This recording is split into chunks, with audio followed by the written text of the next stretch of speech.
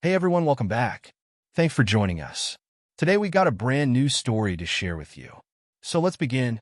I'm a 23-year-old guy, and last night I had a gut-wrenching feeling that my 22-year-old girlfriend might have cheated on me with her much older boss, who was in his 50s.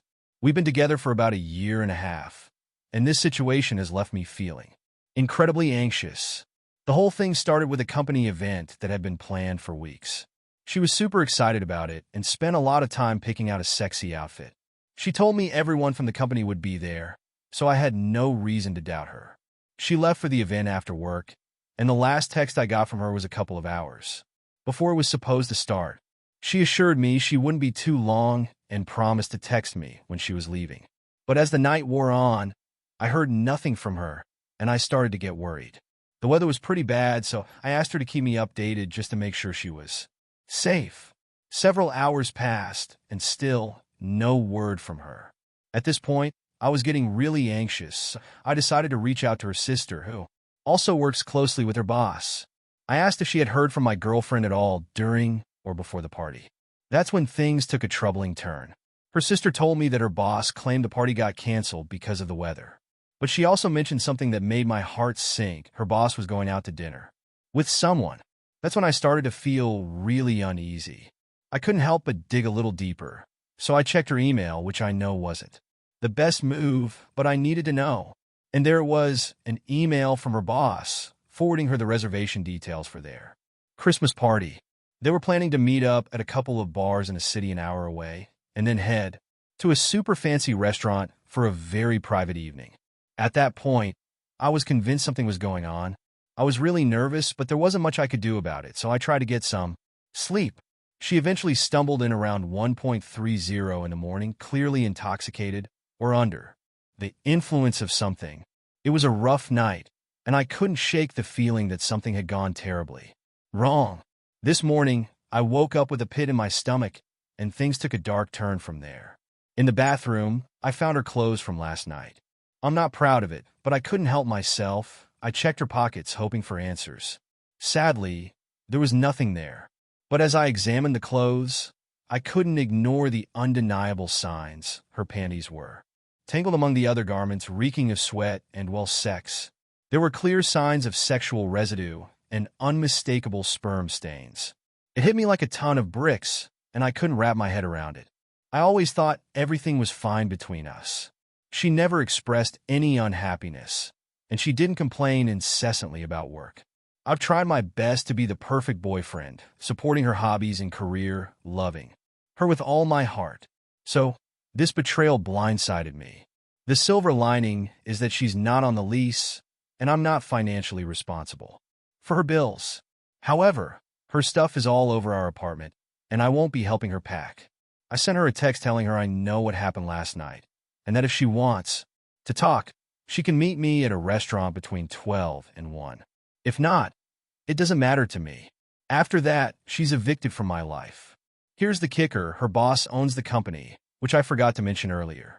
So, there's no HR to turn to. He is HR. He's also unmarried and gives off that creepy vibe. I've only met him a few times before this, but something about him never sat right with me. He was always courteous to me, and we exchanged small talk. Now, he's the one who had an affair with my now ex-girlfriend. When she showed up at the restaurant, the encounter took an unexpected turn. I had braced myself for tears, maybe some bargaining, and an emotional breakdown, but what actually happened was nothing like that. She walked in calmly and confidently, almost appearing proud of herself. As she took her seat, I couldn't help but look at her and ask, "Well, what do you have to say for yourself?" What I got was a brutally honest confession that I wasn't prepared for. In a nutshell, she admitted to cheating because she wanted to. She wanted someone different, and she didn't mince words. She said, "It got boring between us, and I wanted something new." I knew what I was doing. I had to ask her if she had been drunk that night, to which she replied, "Of course I did. I got drunker than I've ever been in my life, ever." And then came the most painful question of all. Did she intend to hurt me? Her response cut deep. She said, "On the surface, no, but I guess somewhere deep inside, subconsciously, yeah." I couldn't help but probe further, asking how long this had been going on. She revealed that while the night before was the first time they had sex, they had been fooling around ever since he started working there a year ago. That revelation hit me like a ton of bricks just when I thought things couldn't get any worse. At that moment, I could sense that this charade was pointless, and I needed to exit before getting hurt even more. There was no reason to continue this painful exchange. I had no intention of finishing my meal, so I leaned in and delivered a firm ultimatum. You have until tonight to get your stuff out of my place, or it's hitting the curb. Every last piece of it. With that, I left the restaurant, leaving behind a chapter of my life that had crumbled in a matter of hours. Now, I find myself back at work, grappling with the surreal feeling of a one solid cornerstone of my life eroding before my eyes. Emotions will inevitably surge, and that's when the rail journey begins. It's almost surreal how swiftly everything changed. But there's more to the story. She has attempted to contact me several times since that fateful evening. The first message arrived on a Friday evening, claiming that she had retrieved all her belongings from my place and would cease further contact. I was actually home when that message came in, and the first thought that crossed my mind was the famous "so much space for activities" scene from Step Brothers. That Friday night, for reasons everyone can understand, I went out on the town with some close friends. We suited up and hit the downtown scene, only to run into a bunch of her friends. Initially awkward, the situation quickly smoothed over. As conversations unfolded, the topic of what exactly transpired couldn't be avoided. According to my ex's version, I was the one cheating on her, and her boss was merely providing comfort. They found solace in each other while I was supposedly having an affair, discovering they were better off together. I couldn't let that stand and took the liberty of setting the record straight, complete, with emails and texts from Resistor as evidence. My friends were left dumbfounded by the whole situation. One of them even called her on the spot to confront her about it and call her out on her falsehoods. It was a refreshing moment of clarity. The rest of the night was relatively uneventful. We wrapped it up by having a few friends over, ordered a crave case, and watched Step Brothers, finding humor and solace in the absurdity of it all.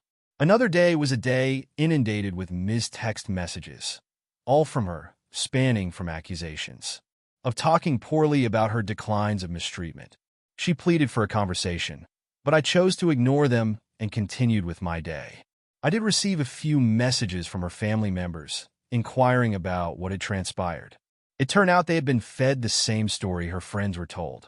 I responded to most of them, as I figured the truth would eventually surface. There were no hard feelings for many of her family members. Her mom even called me to apologize for her daughter's actions, which was a comforting gesture. I spent most of the day with my family, sharing the unfortunate news. Everyone had liked her, so most were visibly upset. Sunday, however, marked the true D-Day. She showed up unannounced in the early afternoon, asking if she could come in to apologize. She claimed to have a list of personal issues she wanted to address, going back to the beginning of our relationship. Her appearance told a tale of sleepless nights, no makeup, and an apparent lack of hygiene. Since she had left, some pity stirred within me, and with the freezing weather outside, I allowed her in. She began by sobbing uncontrollably, expressing profound remorse for everything that had unfolded. Curled up in the fetal position in my chair, she cried for what felt like an eternity. Eventually, she regained her composure, and we began discussing the real reason she was there. She confessed to a lifelong pattern of self-sabotage, a tendency she couldn't explain but acknowledged. She also disclosed issues with paranoia and trust that I had never suspected or been told about throughout our year and a half together.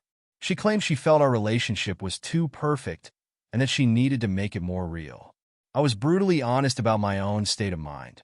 I told her that I was doing remarkably well, filled with optimism about the future and eager to see where life would take me. This confession hit her hard, and she burst into tears once more. I questioned why she was so affected, and that's when she revealed the extent of her predicament. Her sister had kicked her out upon discovering the truth. Her parents wouldn't let her stay with them, and by the time her friends found out, they, too, had refused to offer her shelter. Left with no alternatives, she turned to her boss, but according to her, he rejected her, stating that he had only been interested when she was in her prime, and her current situation had turned him off. In just a matter of 2 days, everyone in her life had cast her aside, explaining her disheveled appearance, lack of clean clothes, and desperation. And then she uttered the words that left me astounded. "Would it be all right if I stayed with you for a few days, just to get back on my feet? I won't be in the way, I promise." I was at a loss for words, utterly dumbfounded by the surreal absurdity of the situation. I took a few moments to collect my thoughts and finally responded with a resolute no. She teared up once more, mumbled something about a few, and abruptly departed. Thanks for watching. If you enjoyed this video, don't forget to like, comment, and subscribe for more stories like this. See you next time.